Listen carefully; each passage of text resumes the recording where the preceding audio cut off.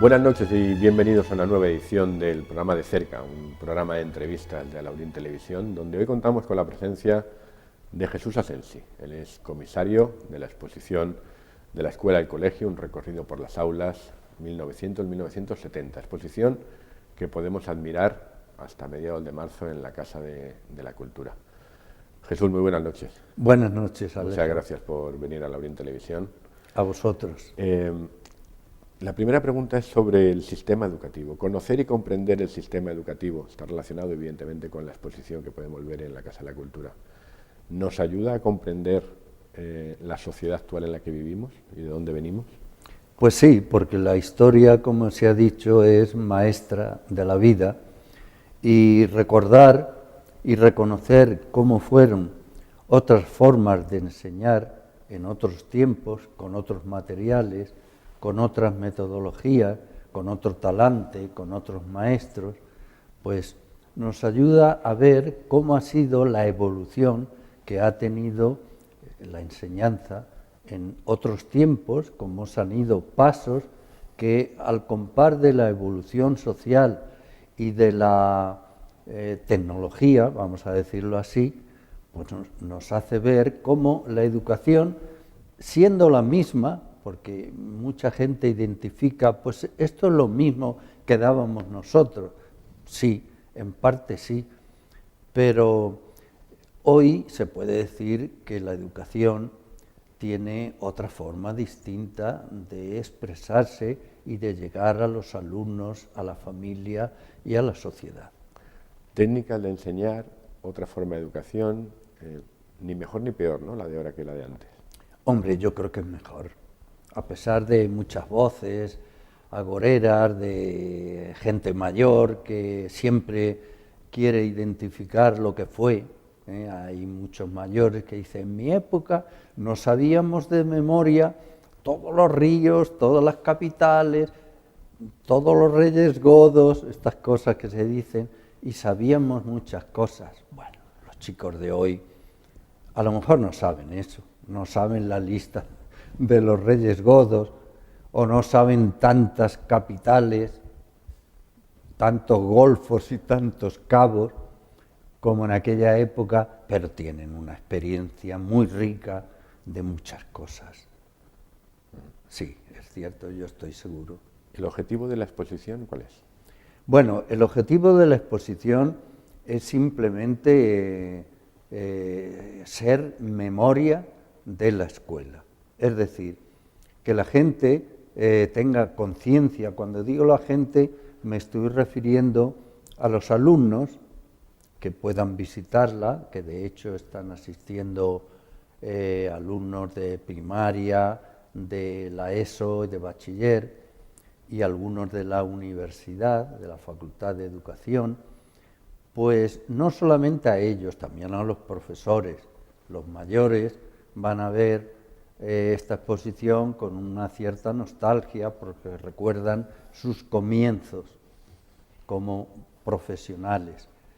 Pero también es un reto para el pueblo, para la gente, y en este caso nosotros queremos también que los políticos se fijen, y yo voy a decir que se mojen un poco en este tema de la educación, porque nosotros quisiéramos que estas itinerancias que está teniendo estos materiales que ya han rotado por muchos pueblos de la provincia, pues llegara un momento en que se asentaran, se estuvieran, por así decirlo, quietos, y se llegara a montar con ellos un museo de la educación, que es algo muy bonito, que es algo que ayudaría a fijar un poco el tema de la enseñanza, que hasta ahora está disperso,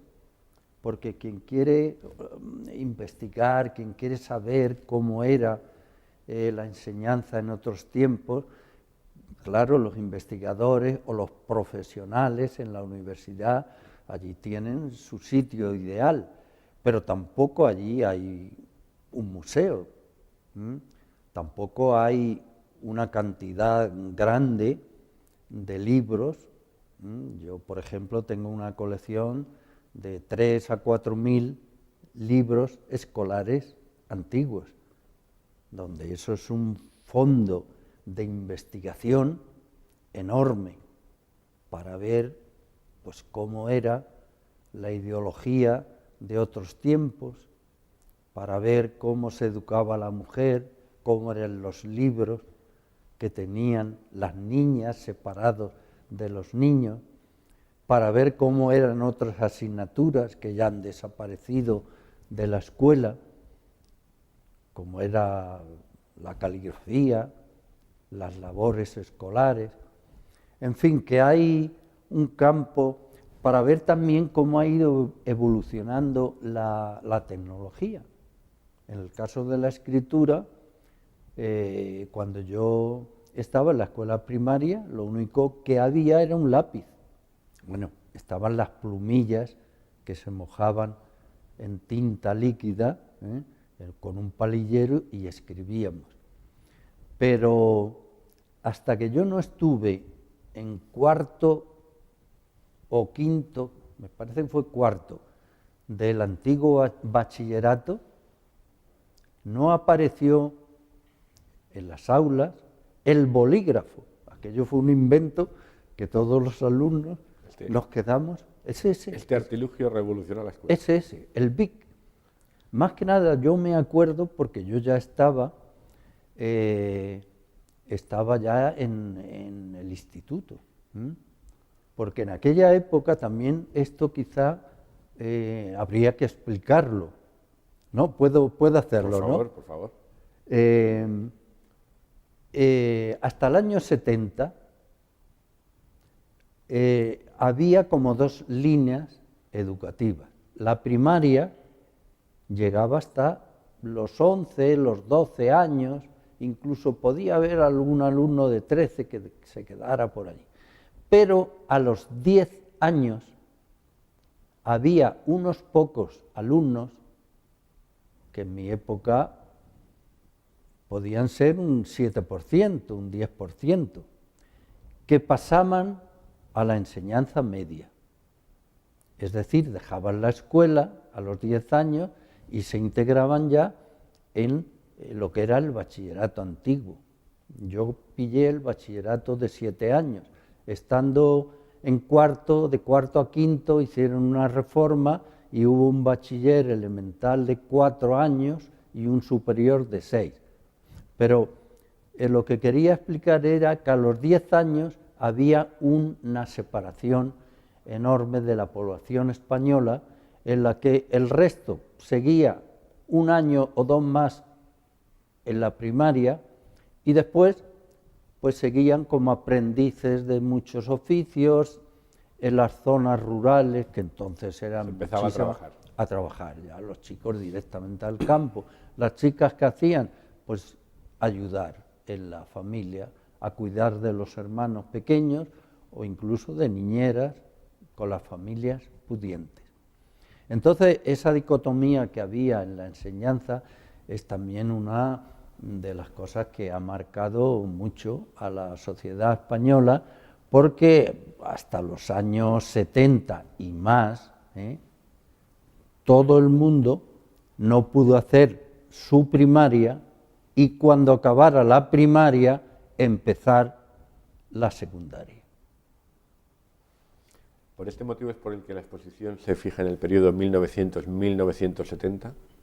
¿Es porque a partir del año 70 cambia? Sí, esto usted acaba de explicar. Podemos decir que el año 70, que fue el año de la Ley General de Educación, cambia radicalmente el sistema educativo español, porque esa discriminación ya desaparece. Fue el año, por ejemplo, para los de tu edad, fue el año de la EGB, estudiasteis la educación general básica, que comprendía 8 años. Aquello además fue un revulsivo muy grande para los maestros, que pasaron de educar a niños hasta 12 años hasta los 14. Entonces, esta EGB hizo que toda la población española tuviera que hacerla y tuviera un título común, único, que fue el título de graduado escolar, que hacía que el que obtenía ese título ya pudiera pasar al bachiller.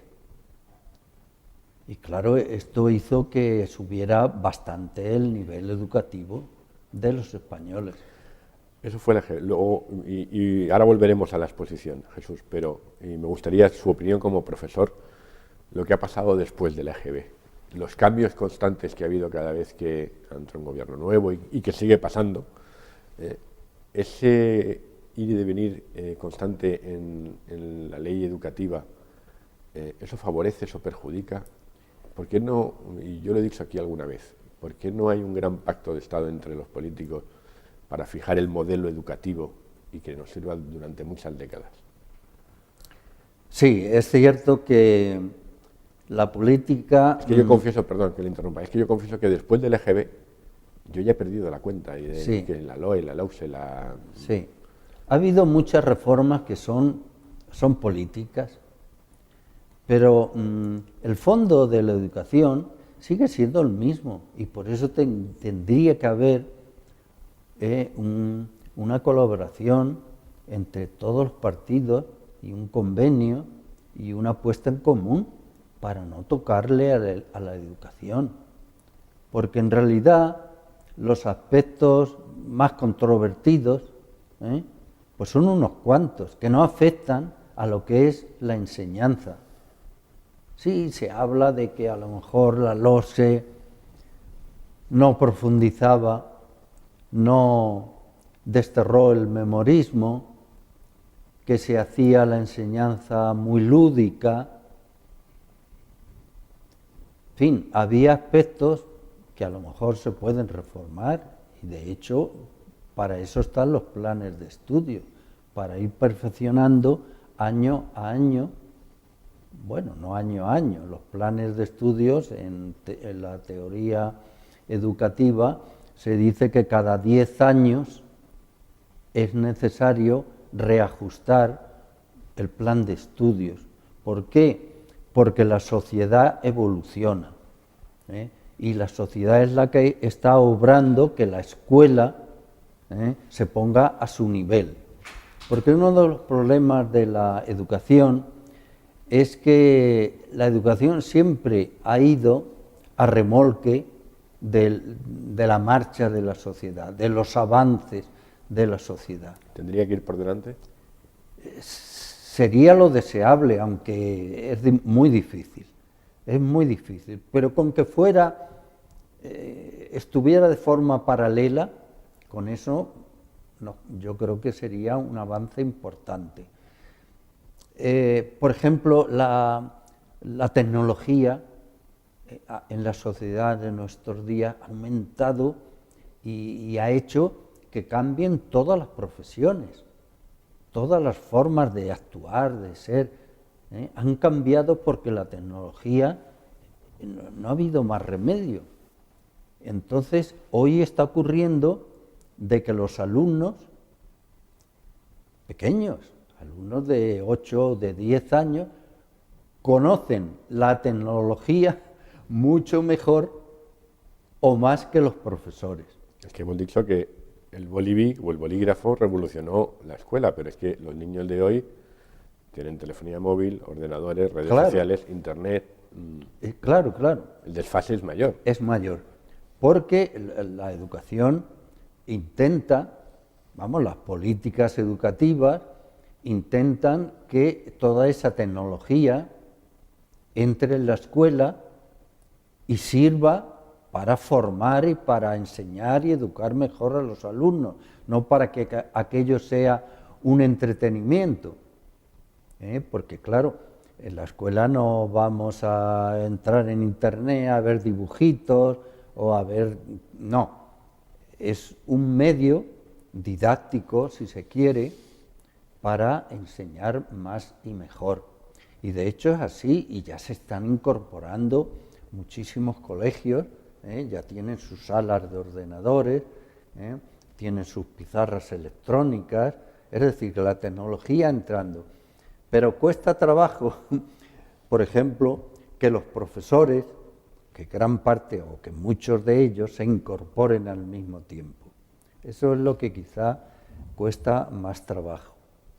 Volviendo a la exposición de la que podemos disfrutar en la Casa de la Cultura hasta mediados de marzo, está compuesta por dos grandes colecciones. Una es la de José Antonio Mañas y sobre todo la suya, que es la que tiene más grande, la que tiene más peso. ¿Cuánto tiempo ha estado usted recopilando, recogiendo? Y ha dicho una cifra, a mí me ha dejado sorprendido, entre 3.000 y 4.000 libros tiene usted en su casa, que no es evidentemente lo que podemos ver aquí en Alaurín. ¿Cuánto tiempo y cuánta dedicación? Bueno, yo llevo casi toda mi vida. Libros he comprado mucho en Madrid, donde yo he desarrollado mi profesión. Me han donado muchos amigos, incluso colegios, porque a partir de los años 70 se produjo en los colegios una gran revolución que fue ante la irrupción de material nuevo, por ejemplo, los libros, que es uno de los materiales que yo he recogido más, en el año 70 fue cuando los libros empezaron a ser a todo color, con grandes fotografías. Bueno, esto fue una revolución porque hasta entonces estábamos acostumbrados a la enciclopedia como libro único, que era en blanco y negro, con dibujitos, a lo mejor algún grabado o fotografía muy negra que apenas tenía interés para los alumnos. Hay que ver con las enciclopedias actuales, claro. Claro. Entonces, los libros modernos, la gente recordará aquellas editoriales punteras que fueron Santillana y Anaya, Edelvives. Bueno, Edelvives era antigua, pero se tuvo que incorporar. Pero sobre todo Anaya y Santillana, con aquellos consultores, los libros de consulta, ya no eran libros de texto, eran libros de consulta, que formaban parte de una enciclopedia del aula. Bueno, aquello fue una gran revolución. ¿Y qué pasó? Pues que los colegios, cuando empezaron a recibir aquellos libros, los alumnos a comprarlos, pues claro, los que había en los colegios, que eran unos libros sin ningún interés ni motivación, en blanco y negro, pues empezaron a tirarlos. Y yo he recogido de colegios que se enteraron que yo coleccionaba este tipo de material, conocía a algún maestro. Mira, Jesús, vente porque es que los vamos a tirar, no sabemos qué hacer con ellos. Y he ido con mi coche y he cargado el maletero de muchos libros de estos que hoy constituyen una auténtica joya, porque en ellos se puede ver cómo se enseñaban las ciencias. Por ejemplo, las ciencias naturales, si se hace un estudio comparativo de libros de ahora con libros de los años 40 o 50, pues se ve la evolución de la ciencia. Las cosas que hoy se dicen no se decían entonces, ni mucho menos. Y si comparamos un libro de historia, pues veremos también cómo el tema ideológico, el tratamiento de la historia, como un hecho grandilocuente, imperial, pues en la dictadura franquista, en el nacionalcatolicismo que impregnaba aquellos libros, o las lecturas, eran unas lecturas de tipo histórico, muy especiales, claro. ¿Eran los libros de historia donde había una mayor carga ideológica? Sí, sí, sí. Bueno, dejando aparte la religión, que era religión, aunque había una implicación muy grande, claro, eso era el nacionalcatolicismo, era una implicación del Estado con la Iglesia, estaban fundidos, por así decirlo. Pero, claro, el pozo ideológico que tenían los libros de historia era bastante grande. La asignatura que más cambios ha sufrido, viéndola tal y como está ahora, ¿es la religión? Sí, la religión, en cuanto a su contenido y a su didáctica, pues sí, mira, en aquellos tiempos yo era maestro, ya en los años 60 era maestro, y la religión que se daba, pues rezábamos el rosario los sábados por la mañana, que todavía no había vacación. Explicábamos el Evangelio a los niños. Teníamos un libro célebre que era, a ver si me acuerdo, era la explicación dialogada del Evangelio de el padre Llorente. Y entonces, con un lenguaje muy didáctico, explicaba muy bien cada evangelio y las consecuencias morales y prácticas incluso que se podía sacar. Claro, los maestros lo explicamos eso muy bien. Y recuerdo yo, a este respecto, una anécdota. Los maestros teníamos que ir los domingos a misa con los niños. Los niños nos esperaban en la puerta del colegio jugando. Llegábamos, o llegaba, en un colegio yo veía 6 maestros, a lo mejor con la mitad o con 2 bastaba para llevar a los niños a misa. Los llevábamos en fila, atravesando todo el pueblo, y allí los pobres niños pues aguantaban, y hay que decirlo así, porque eran niños, tenían 10 años, y aguantar 1 hora de misa apretados en los bancos, los niños eran niños, se daban con los codos, uno decía cualquier cosa, los demás se reían, y era un reto aguantar 1 hora a los niños. Pero los maestros tenían que dar clases de lunes a sábado. Sí. Y luego el domingo, o sea, eran maestros las 24 horas del día, los 7 días de la semana. Sí, la única vacación era el sábado por la tarde, y una vacación tradicional era la del jueves por la tarde. El jueves por la tarde sí que se solía haber vacación, que muchas veces el maestro lo que hacía, en los pueblos sobre todo, era salir al campo con los niños. Se iba de excursión. Pero mira, lo que te iba a decir era que los niños, después de escucharnos a nosotros explicar el Evangelio, cuando llegaban el domingo por la mañana a la iglesia, tenían que escuchar también el sermón que daba el cura y la explicación del Evangelio y tal. Y recuerdo un día un alumno muy expresivo que me decía: don Jesús, yo me entiendo muy bien el Evangelio que explica usted, pero el del cura no lo entiendo. Bueno, son cosas de... No, pero era real. Hombre, los maestros éramos maestros, y la verdad es que le quitábamos a los curas de entonces y a la iglesia no solamente el Evangelio, preparábamos a la primera comunión. La catequesis también. Claro, la catequesis se daba en la escuela. Éramos catequistas, maestros catequistas. Lo mismo que éramos, atención, éramos maestros catequistas y maestros instructores del Frente de Juventudes.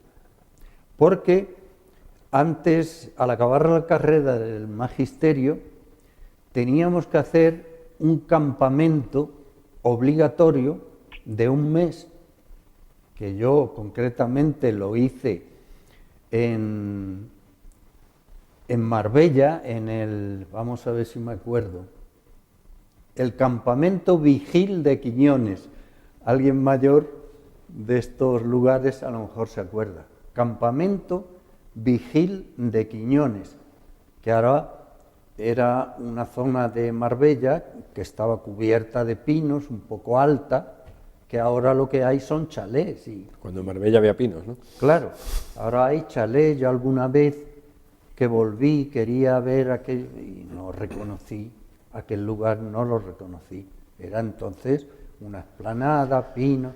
Entonces, termino ya, nos formaban políticamente para ser, por así decirlo, ejecutores de la doctrina del movimiento nacional. Y en la escuela teníamos que impartir una formación del espíritu nacional, con un cuestionario de conmemoraciones y de lecciones sobre lo que era el campamento, lo que era la doctrina social del movimiento. Esa figura del maestro, para lo bueno y para lo malo, se ha perdido. Sí, claro.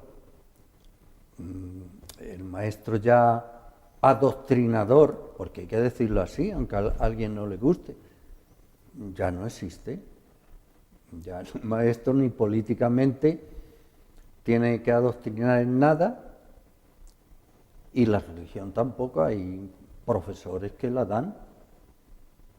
Por tanto, el maestro es un profesional independiente, objetivo, que se dedica a enseñar, a instruir y a educar, claro. ¿Socialmente estaba bien reconocido el maestro? No, antiguamente, bueno, vamos a ver, socialmente, económicamente, muy mal. El sueldo del maestro era mísero, cobraba muy poco. Yo recuerdo en mi época de comienzo de ser maestro que, por ejemplo,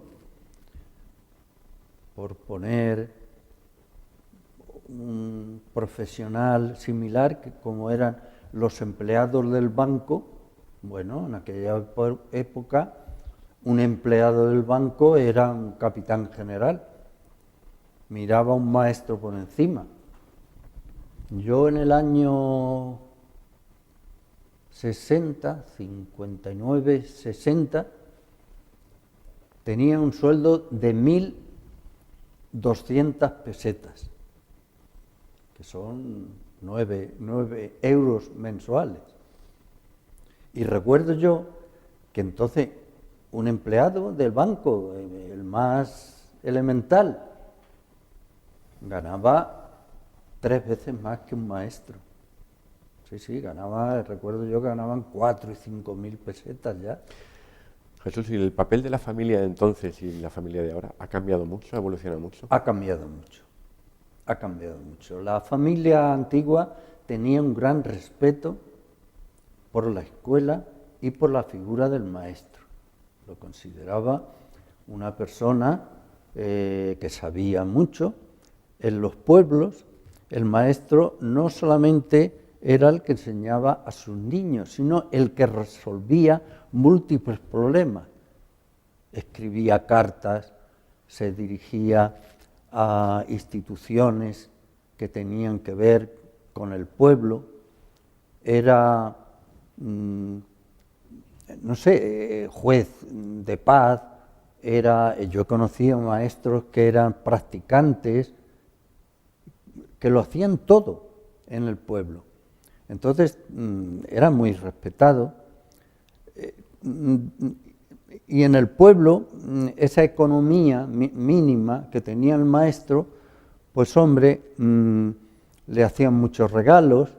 En un pueblo siempre se tenía más al alcance los bienes y podía vivir mejor, pero en los pueblos muy grandes y en las capitales los maestros lo pasaban mal, es verdad.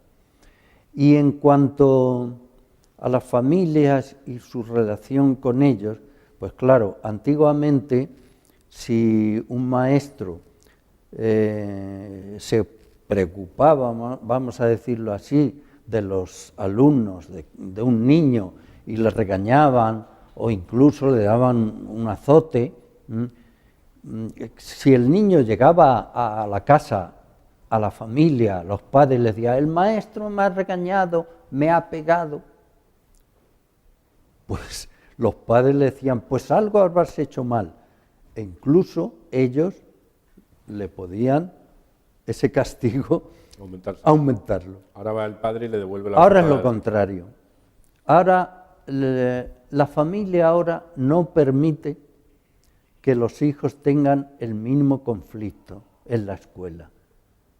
Como un maestro llame a un padre para hablar con él, porque la marcha escolar del hijo no es muy buena, eso le sienta muy mal al padre, se molesta.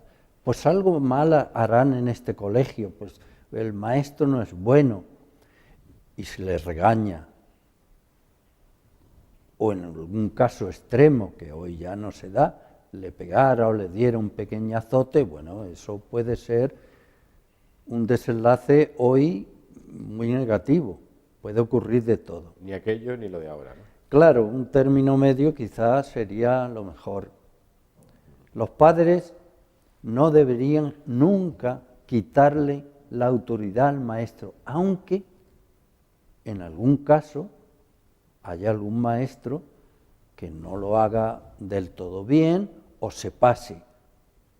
Para eso los padres tienen que educar en casa y así Claro. solo sus hijos se forman en la escuela. Sí, porque es que hay muchos padres de ahora que quizá por su tiempo en el trabajo, porque trabajan los dos, el marido y la mujer, pues le dejan al colegio todo. Y ¿Ese es eso el error malo. de ahora? ¿Ese es el error de ahora? Sí, yo creo que sí. Que pensamos que nuestros hijos se tienen que educar en la Sí. escuela o en el colegio. Sí, sí, sí. Y yo sigo diciendo siempre digo que la auténtica educación y la formación futura de los hijos está en la familia y está en los padres. Ahí es donde está. Vamos, yo tengo la experiencia de que no siempre un buen colegio, de los que muchos padres piensan que es un buen colegio, que a lo mejor es pagarlo, colegio privado, colegio de élite, colegio religioso, mucho uniforme, mucho Bilingüe, trilingüe. bilingüe. Bueno, lo de bilingüe es algo deseable, pero muchos piensan que pagando pueden educar a sus hijos, desentendiéndose ellos bastante. Y no es así. Con ese mensaje, Jesús, porque se nos va el tiempo, me voy a quedar. Que hay que educar a los hijos en la familia y formarlos, y que se formen en el instituto y en la escuela. Pero antes de nada, si los alumnos de los años 60, 70 se pasaran por los criterios del informe PISA actual, ¿sacarían mejores o peores resultados que los de ahora? No, posiblemente peores, porque no se está midiendo lo mismo. Y además lo del informe PISA yo lo pongo también entre comillas. Yo lo pongo entre comillas. Yo pienso que en general los alumnos de ahora están preparados bien. Mira, el problema de hoy no es la escuela.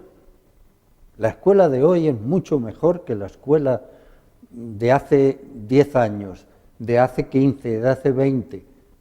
La escuela de hoy es una buena escuela. Lo que falla hoy, en gran medida, es la sociedad. Ya hemos hablado de la familia. Puede haber fallos, y los hay en la familia, y los hay en la sociedad. Ese es el gran fallo de hoy.